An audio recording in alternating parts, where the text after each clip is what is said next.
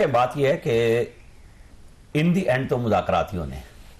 तो राना साहब जो बात कर रहे हैं, राना एहसान अफजल साहब, कि जी आपको 29 में करना होगा, ये सिर्फ पीटीआई के लिए मशवरा ना दें, ये इनके अपने लिए भी है कि आप क्यों 29 का इंतजार कर रहे हैं। इलेक्शन सबके साथ आप 2018 में भुगत चुके हैं, पीटीआई भुगत के 1 साल उसका मना रही है। तो बेहतर यह है तमाम सियासी जमातों के लिए कि जो भी इख्तलाफात हैं वो अपने, बिल्कुल जैसे चाइना मशवरा देता है कि इख्तलाफात सामने रखो और बातचीत करो। तो दोनों पार्टियों को, या जो अब ग्रैंड अलायंस अगर बनता है, जो जिसकी स्टीयरिंग कमेटी 2 महीने बाद जाके अब बनी है कल रात को, वो शायद खकान अब्बासी की सरबराही में, तो फिर भी तो आपने मुज़ाकरात ही करने हैं, आप मुजाहरे कर लें। क्योंकि ये जो इस स्टीयरिंग कमेटी के एक रुकन ने इनको ये कहा, जब ये उनको मनाने के लिए गए कि आप हमारे साथ बैठे, उन्होंने कहा, आपने कहा जनरल बगावत करेगा, नहीं हुई। आपने सोचा एक जज बगावत करेगा, नहीं हुई। फिर आपने कहा 26 को बगावत हो जाएगी। ये मैं कोट कर रहा हूं आपको, जो स्टीयरिंग कमेटी के मेंबर हैं उसका एक फिक्रा। सही। तो जब आप ये नहीं कर सके तो अब आप हमारी तरफ आ गए। तो आप हमें गारंटी दें कि इमरान खान साहब इससे फिर पीछे नहीं हट जाएंगे, कोई एक और खत नहीं चला जाएगा, या एक और मुज़ाकरात की कमेटी हमें छोड़ के, जो महमूद चकदई ने गिला भी किया था कि हम आपके साथ बैठे थे, आप हमें छोड़ के बराह रास्त गवर्नमेंट के साथ मुज़ाकरात में चले गए। तो इन्होंने कहा जी नहीं, वो हम खान साहब को बताएंगे, हम बात करेंगे। मैं तो दोनों पार्टियों से ही कहूंगा, गवर्नमेंट और अपोजिशन से, कि आप लोग खुद अपने हाथ में मामलात लें। जब आप सब इस्टेब्लिशमेंट की तरफ देखते हैं तो फिर इस्टेब्लिशमेंट आपको दिखाती है कि जो उसने करना है। तो ना राना एहसान अफजल के लिए ये ठीक बात होगी कि जी 2029 में फिर आपके साथ होगा, भाई फिर आपके साथ 2018 वाला हो गया, फिर क्या करेंगे। लिहाजा बेहतर है पार्लियामेंट के अंदर से और वजीर आजम को और आप लोगों को मिल के ज्यादा अपोजिशन की तरफ जाना चाहिए कि आए बैठें और जो लोगों को छोड़ना बनता है उनको छोड़ें, ताकि रास्ता तो बनाना चाहिए ना। मुज़ाकरात, जमहूरियत है किस चीज का नाम, आप अपनी मर्जी नहीं मुसल्लत कर सकते, बल्कि लोगों को साथ मिला के चलते हैं। आमिर साहब, लेकिन ये आपको लगता है कि कन्विंस हो चुकी है तहरीक इंसाफ मुकम्मल तौर पे कि ये जो मुज़ाकराती अमल फ्यूचर में भी अगर कभी होता है तो ये पॉलिटिकल फोर्सेस के साथ ही होगा और किसी के साथ नहीं? नहीं, ये कतई नहीं। ये मैं किसी भी सियासी जमात के लिए ये नहीं कह सकता कि जी वो कन्विंस हो गए।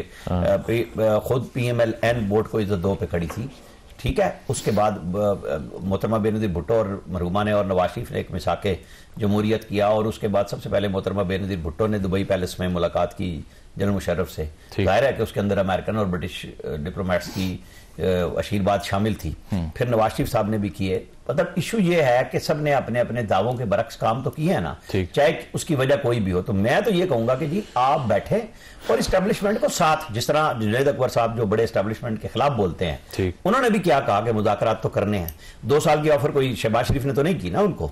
अगर ये ऑफर सच है, जो कि उनका कहना यह है कि हम इनको कोई ऑफर नहीं कर रहे, हमारा नाम लेके सौदा बेच रहे हैं, तो फिर भाई आपको क्या मसला है, आप करें काम। फिर 2 साल क्यों, 1 महीने बाद ले लें इलेक्शन। लेकिन इशू यह है कि जिसकी कहानी बनाई गई IMF, उसके MD ने तो शहबाज शरीफ की अपना ट्वीट करके, मैं शहबाज शरीफ की गुफ्तगू की नहीं बात कर रहा, जो उन्होंने ट्वीट किया सुबह पाकिस्तान टाइम में 10:04 पे, उन्होंने तो बराह रास्त तारीफ कर दिया कि ठीक जा रहा है। बिल्कुल, और नवाज शरीफ साहब ने भी इस पे मुबारकबाद दी है जी शहबाज शरीफ साहब को। शाहिद साहब, ये जो लेटर लिखे जा रहे हैं, अब तीसरे खत के कंटेंट्स कहा जा रहा है कि खान साहब ने नोट करवा दिए हैं, आर्मी चीफ को एक और खत लिखा जाएगा। इस पर क्या इसका मोटिव क्या है, इस पर जो डिस्कशन है उसमें से आप क्या क्लियरली बता सकते हैं कि एक चीज ये कि अगर आप आर्मी चीफ को एड्रेस करके गवर्नेंस के मसाइल नोट करवा रहे हैं तो क्या ये जमहूरी तरीका कार है, नंबर 1। दूसरी चीज ये कि क्या ये इस बात को एक्सेप्ट करना है आपकी तरफ से कि उनकी आर्मी चीफ की या एस्टेब्लिशमेंट की, जब तक आपकी तरफ से आप उन्हें परसुएड नहीं कर लेते मुज़ाकराती अमल का, या आपके लिए स्पेस मिलने का कोई इम्कान नहीं है। तो इस पे लोग तो ये सवाल कर रहे हैं कि अगर आप खालिस एक जमहूरी स्ट्रगल कर रहे हैं तो आप गवर्नेंस के मसाइल आर्मी चीफ को खत लेकर रेस क्यों कर रहे हैं, और उसकी लीगल वैल्यू क्या है? पहली बात यह कि मैं इसके ऊपर कमेंट करना चाहूंगा। देखिए, जब हमारी गवर्नमेंट थी तो हमने इनको ऑफर की कि जी EVM मशीन हम लेके आए हैं, इसमें जो भी चीजें आपको लगती है कि ये बेहतर करने की है, आए मिल के इलेक्शन रिफॉर्म्स करें। तो उस टाइम ये भाग गए, क्योंकि इनको पता था कि जब भी फ्री एंड फेयर इलेक्शन होगा इस मुल्क में तो पाकिस्तानी कौम इनको मुंह नहीं लगाती, क्योंकि इनका जो माजी है, इनकी जो लीडरशिप है, जिन्होंने इस मुल्क को बेदर्दी के साथ लूटा, वो अलग बहस, उसके ऊपर अलग बहस करेंगे।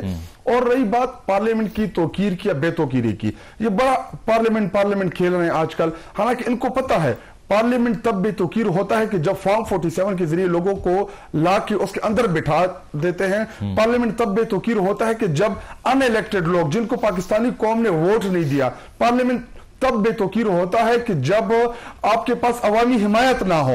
और मैं हल्फन और ईमानन कह सकता हूं, और आपकी मीडिया ने भी रिपोर्ट किया, राणा साहब इधर हलफ ले इस बात के ऊपर कि 17-18 MNS छोड़ के बाकी इनकी जो चीफ मिनिस्टर भी बैठी है तमाम की तमाम फॉर्म 47 की जरिया है। जी देखिए, दानली माजी में भी हुई है, मैं इस बात को बिल्कुल नजरअंदाज नहीं करूंगा, लेकिन इससे पहले दानलिया पोलिंग स्टेशन के ऊपर या 19-20 चीजें चलती रही थी। लेकिन पाकिस्तान की तारीख में पहली दफा हुआ कि फॉर्म 45 में मैं जीता हुआ हूं, फॉर्म 47 में कोई और जीता हुआ है। हालांकि फॉर्म 47 फॉर्म 45 का मजमुआ है। और रही बात एस्टेब्लिशमेंट की किरदार की, तो कोई इसको इग्नोर नहीं कर सकता, पहले भी हुआ, आज भी हुआ, शायद आइंदा भी हो। लेकिन इस दफा जो एस्टेब्लिशमेंट का किरदार है, पूरे पाकिस्तानी कौम जानती है कि हारे हुए को कैसे जितवाया, किसने जितवाया, वो पूरी कौम जानती है।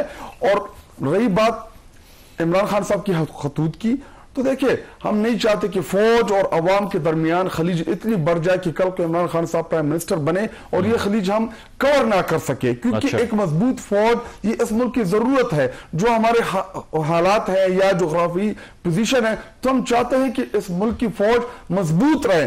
लेकिन जब फौज इतना पॉलिटिकल मामलात में इंटरफेयर करेगी कि पाकिस्तानी कौम, जब उनको नजर आ रहा है दिन दहाड़े के वोट हमने किसको दिया है और किसके खाते में वो निकला है, तो ये वो तमाम चीजें हैं कि जिससे एस्टेब्लिशमेंट को, इस मुल्क को नुकसान हो रहा है। इशू ये है ना, इशू ये है कि जब अपोजिशन में कोई पार्टी मौजूद होती है, जिस तरह आपने अपना भी नुक्ता नजर बताया, पहले PMLN वोट को इज्जत दो की बात करती थी, बाजवा साहब की एक्सटेंशन पे देख लीजिए, पीपल्स पार्टी और नून लीग की हिमायत हासिल कर ली आपने, उस पर 1 पेज था। तो ये मसला ये है कि ये सारी आइडियोलॉजी आप जब ताकत में आते हैं तो कैरी नहीं करते, वो फिर वहीं छोड़ाते हैं आप बाद में। देखिए, हमने तो इनको EVM जो मशीन थी हमने ऑफर की इनको, क्या इलेक्शन रिफॉर्म्स के ऊपर बैठे, आपको अगर RTS या उससे इशू है तो आए मिल बैठ के हम इलेक्शन रिफॉर्म्स करते हैं। तो उस टाइम इन्होंने रिजेक्ट किया। अगर आज आपके फ्री एंड फेयर इलेक्शन होते तो ना आपके मुल्क का ये हाल होता, मुल्क के अंदर पॉलिटिकल स्टेबिलिटी होती, आपकी मईशत बेहतरी की तरफ जाती, आपका आम बंदा जो है, देखिए मईशत तब बेहतर होती है कि जब उसका लोगों को समरात मिले। अभी गैस के प्राइसेस इन्होंने 200% इंक्रीज कर दिए और वो तब कि 400% ये इंक्रीज कर चुके थे। बिजली के प्राइसेस MD IMF तारीफ कर रही है, वो तो कोट कर रहे हैं ना इसको कि MD IMF ने भी मान लिया कि ट्रेजेक्टरी बेहतर है इकोनॉमी की। इसके बावजूद अभी IMF की इश्यूज के ऊपर मैं ज्यादा कमेंट्स नहीं करना चाहता। मैं नहीं चाहता कि IMF का जो प्रोग्राम है, ये फैक्ट है कि कल को जब हमारी भी हुकूमत आएगी तो हम भी IMF की तरफ जाएंगे। क्यों? क्योंकि हमने लॉन्ग टर्म पॉलिसीज बनाई नहीं। जब हमारी मईशत बेहतर की तरफ जा रही थी, हमारे रेमिटेंसेस बढ़ रहे थे, मुल्क तरक्की कर रहा था, तो एक रजीम चेंज के जरिए एक अच्छी बड़ी गवर्नमेंट को जब घर भेजा, तो आज ये तमाम चीजें जो भुगत रहे हैं, जो मुल्क दवालिया की तरफ जा रहा है, तो ये उसी चीजों की समारात है।